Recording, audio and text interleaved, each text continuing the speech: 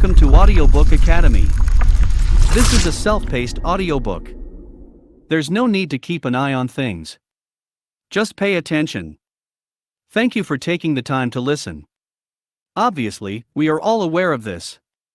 We should be concentrating on the most vital tasks. Despite this, we don't always do so. We postpone and become stressed, but we do nothing. That is no longer the case. When you're not in the mood to work, going back in time is one of the best things you can do. Back to the fundamentals. What is it that you desire to achieve? What difference does it make? When you re-establish contact with your reason for being, and see what a difference labor can make, it might frequently motivate you to take action. Even if it is difficult or unrewarding, here are 3 thought-provoking questions to ponder. First and foremost, how will what you're doing improve the lives of others? That might be a long-term strategy. Maybe you're working on a project at the moment. It will change your customer's business for the better. Alternatively, it could be a temporary situation, because your changes improved a colleague's presentation. Whether it's a little or major project, consider the ways in which you are making a difference. Second, for whom do you serve as a role model? You might not feel like doing anything some days. You can, however, refocus on the people who look up to you. Perhaps it's your children, and demonstrating what it means to work hard. Maybe it's one of your co-workers, who are deserving of a terrific employer who looks out for them. You almost certainly have folks in one way or another who look to you to show them what's possible in their personal life, and your achievement has far-reaching consequences for them. Third, how far did I get today on important goals? Teresa Amabile, a Harvard Business School professor, says this: one of the most potent actions we can take to instill a sensation of forward motion, making even small improvement in our work lives, is a goal for us. Every day, we focus on goals that are meaningful to us. Even on the busiest days, you may surely find a modest way to help to get the ball moving ahead that is significant. By asking yourself these 3 questions, you can learn a lot about yourself. You can connect with the reasons why your objective is important, and provide yourself with a surge of drive to do it. You're always putting things off. But why is that? There could be several explanations for this. And determining the true cause of your procrastination, it is necessary to rectify it. Here are 3 common roadblocks you may encounter, as well as strategies for dealing with them. The first stumbling block is that you have no idea what to do. Perhaps there are 5 items that should be prioritized, and you're not sure which one is the most crucial. If this is the case, seek advice from your boss regarding the areas on which they believe you should concentrate your efforts. You can also seek guidance from others. Rely on the advice of expert colleagues, or simply choose one priority, concentrate on it for a while, put it to the test, and keep track of how much traction you're gaining. You can make changes as needed. Another potential stumbling block is that you may already know what to do, but you're not sure how to go about doing it. You can have a big objective in mind, like increasing income by 50%. But you're stuck because you don't know where to begin. If that's the case, you'll need more information. If your management gave the target to you, return to them and inquire further. Where should you begin, according to them? Where do they think you'll be most successful? If it isn't possible, talk to others who has previously achieved your or a similar goal, and observe how they dealt with it. This is a good way to generate some ideas. A third impediment to your drive could be because whatever you need to do appears to be difficult or dull, and we've all been there before. Nobody enjoys sitting for hours on end doing paperwork. However, it is sometimes necessary. The trick is to look for tiny ways to help. To encourage you to keep going, a great dinner is a good motivator. At the end of the day with pals, or a lunchtime stroll outside, may make even the most painful chores appear tolerable. From time to time, we all confront opposition. Understanding what makes you postpone can help you overcome it. You can solve the problem by getting to the source of the issue. Let's be honest. Some of the tasks we have to do aren't particularly enjoyable. You don't want to do them, of course. However, there are 3 ways to reframe your perspective. As a result, such vexing or difficult chores seem a lot more manageable. You might start by reminding yourself of past events. That you've done difficult things before because that means you'll be able to do it again. Starting a new job where you don't know anyone can be intimidating. It's exhausting, but you did it. When you were in primary school, what were your favorite subjects? You made it work in middle school, high school, or college. Likes to think about how not doing something isn't a good idea. He will be worse off in the future as a result of his actions today. Loss aversion is a powerful motivator for humans. They are better at avoiding bad things than they are at avoiding bad things. By the promise of attaining positive outcomes, so concentrate on the negative outcomes. And you'll be a lot more motivated to act. Finally, summon the best version of yourself. We all have days when we feel sluggish. Or if you're unmotivated or dissatisfied, however, that is not how we want to be in the world. Concentrate on what you would do if you were the best version of yourself. If you are aware that you must complete that memo or file that expense report, even if you don't want to, your better self, on the other hand, wants to get it done. Motivation can be a challenge at times. Of taking a fresh look at things you can learn using these 3 methods. To see even the most dreaded activities in a new way, you can be lacking in motivation. You may even feel trapped. How can you get out of your rut for a long time? To complete a task? Experimenting with a few little changes turns out to be beneficial. Can make a significant difference. Here are 3 strategies to consider.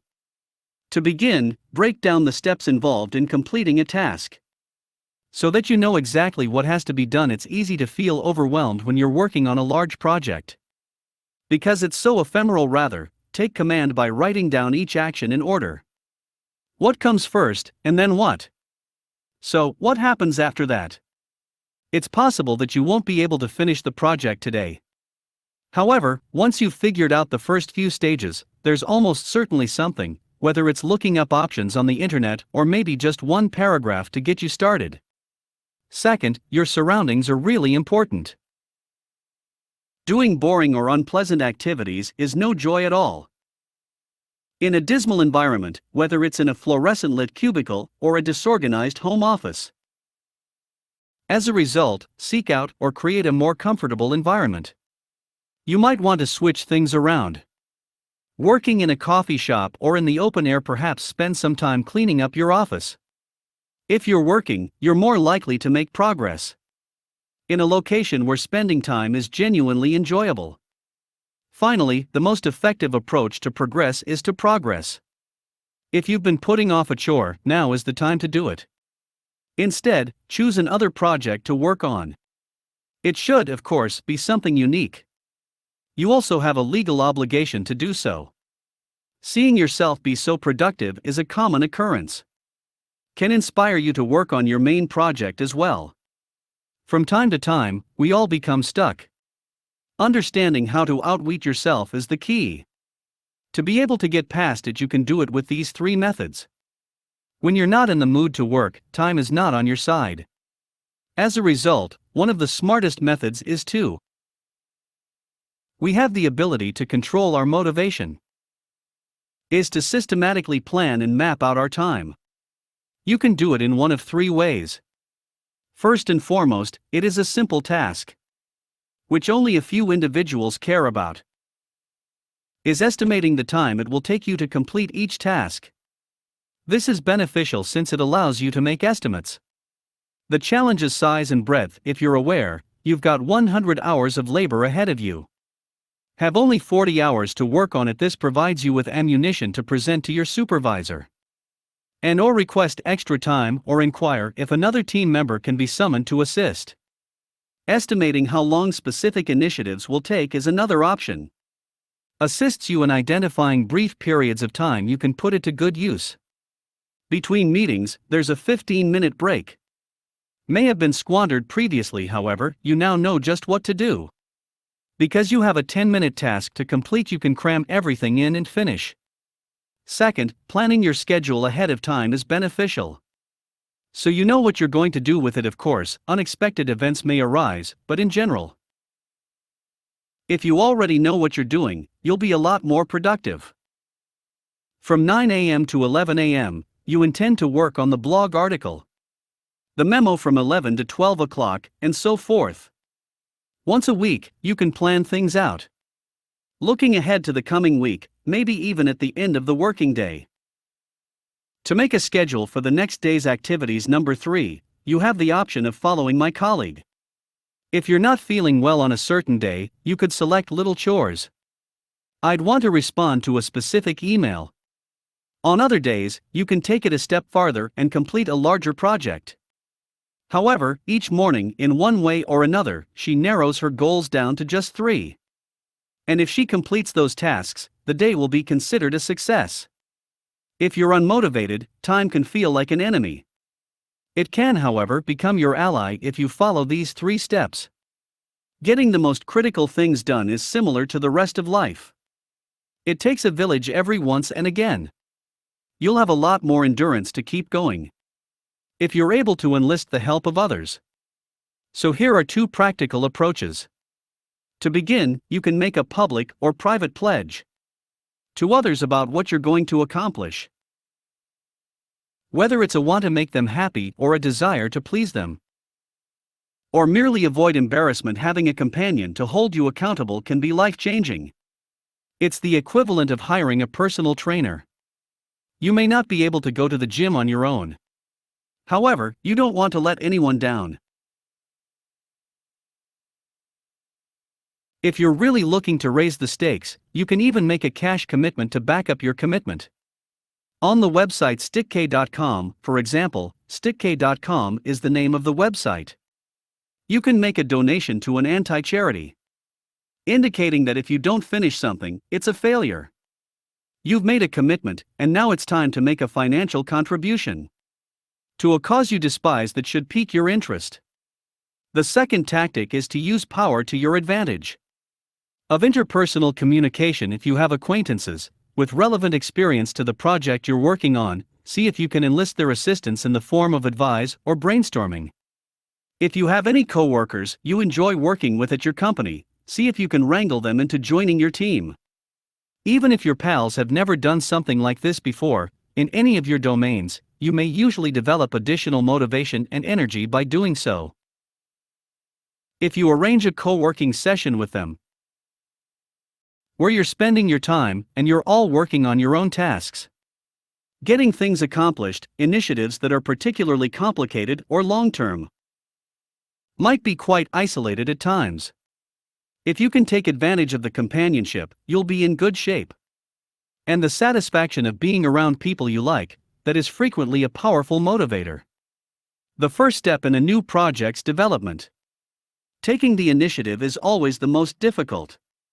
The distance between here and there appears to be huge. However, there are 3 ways to get moving, even if your project or task appears to be difficult. First and foremost, consider the smallest possible size. You can do something about it. This is a well-known approach. Who talks about the importance of flossing every day? By committing to flossing just 1 tooth, you can make a big difference. It feels foolish not to do it because it's so quick and easy.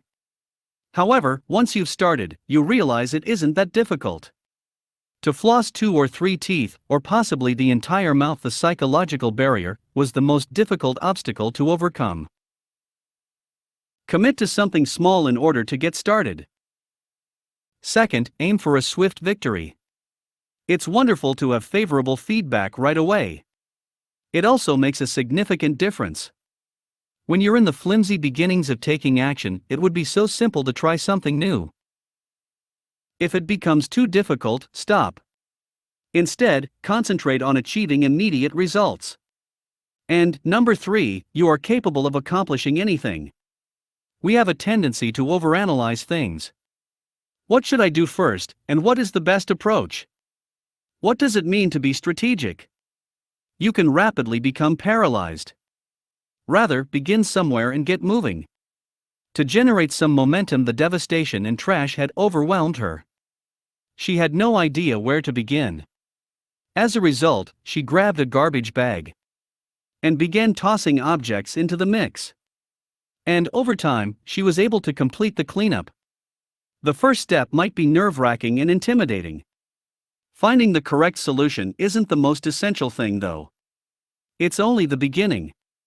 There is no one-size-fits-all solution. To become inspired and take action in truth, there are a number of effective ways. The key is to figure out which one works best for you. Here are 3 choices for you to consider. First, try starting the day on a positive note. By completing the most vital mission task on your to-do list. Brian Tracy, a productivity expert, refers to this as the strategy of eating that frog. Once you've completed that task, the rest is just a bonus. And you'll be in such a fantastic mood that you might just discover that you are inspired to continue as well as work on other projects. A second strategy is to work in a concentrated burst. Take a rest after 60 or 90 minutes of work. Even though you are generally unmotivated, it is possible to psych yourself up to be productive. For a certain period of time, especially if you know you'll be able to rest or enjoy a treat as a result. Whether it's a stroll in the park after it's finished, have a bite, or a talk with a friend. A third option is to, which is fine as long as nothing is actually pressing. You have on your plate, is to simply work on whatever you're most interested in. If you're feeling particularly inspired about a particular subject on a given day, write about it. And would like to work on a project that is connected to it. Perhaps you're in the mood to write, and you have a task on your to-do list that entails writing. Then take a deep breath and lean into it. As long as it must be completed at some point.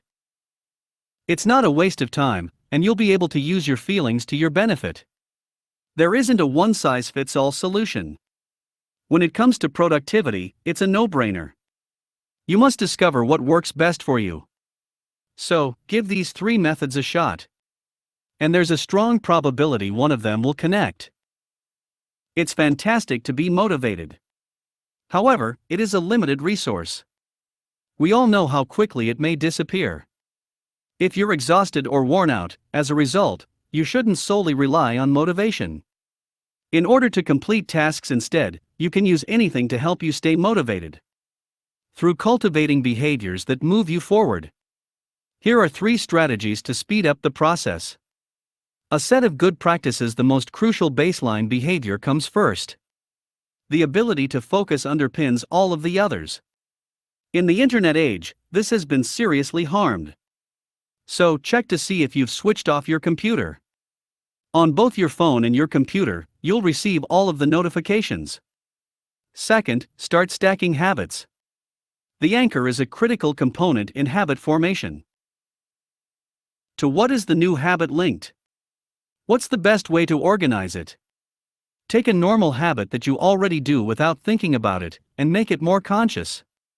It could be cleaning your teeth, or getting your house keys, or making coffee in the morning. When I was walking out the door, and assign it a new behavior as a result, it's simple to remember when to do it. While you're waiting for your coffee to brew, for example, this could be a sign that you need to stretch. If that is one of your objectives, build on your current habits to create a new one. Finally, use the power of pre-commitment to your advantage. We're all aware that we're vulnerable at the moment. We may claim that we will only consume half of the bag of potato chips, but however, our determination wanes halfway through, so pre-commit.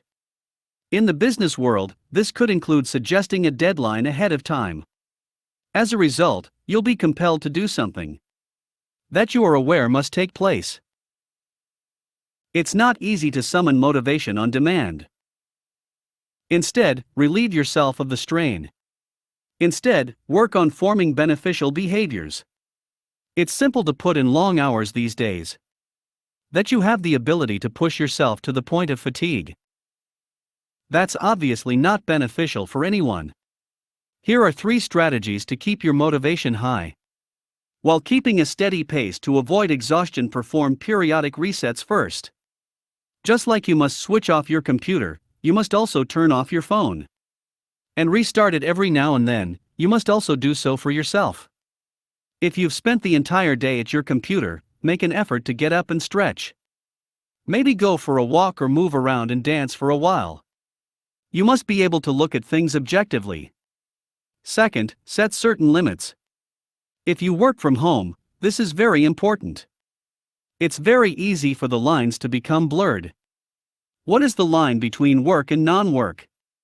It's possible that you'll be working late or on weekends.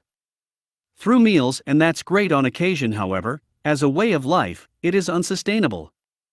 As a result, it's beneficial to set limits on what you're doing. For the sake of your own sanity. It's possible that having dinner most evenings is significant to you. To spend time with your family, or to take a break for lunch, keep your computer away from you, so make sure you set aside and safeguard that time. Whether it's a major presentation or a small one. It's possible that you're drawn to a horrible individual to vanquish. To become engrossed in social media, keeping track of your progress can help you stay motivated. And make sure you're becoming better with each passing day. It's all too simple these days to push ourselves too hard. Burnout is a real possibility. With these 3 tactics, you may pace yourself to continuously perform at your best. We all want to be more efficient and effective, yet achieving that is difficult. If we aren't driven to act, we won't. You've learned a range of tactics in this course. You might use to strengthen your internal resolve even if you're depressed, overworked, or exhausted, because we've all had those feelings. You can now make use of these methods. As a result, you're in complete command. You're no longer a victim. Regardless matter how you're feeling on any particular day. Instead, you have access to highly effective tools.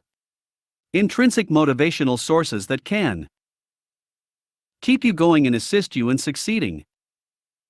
Even when things are difficult, please visit doryclark.com and send me an email. I'd be interested in hearing about your achievements. Thank you for listening in Audiobook Academy. Please don't forget to subscribe for more content like this. See you in next audiobook.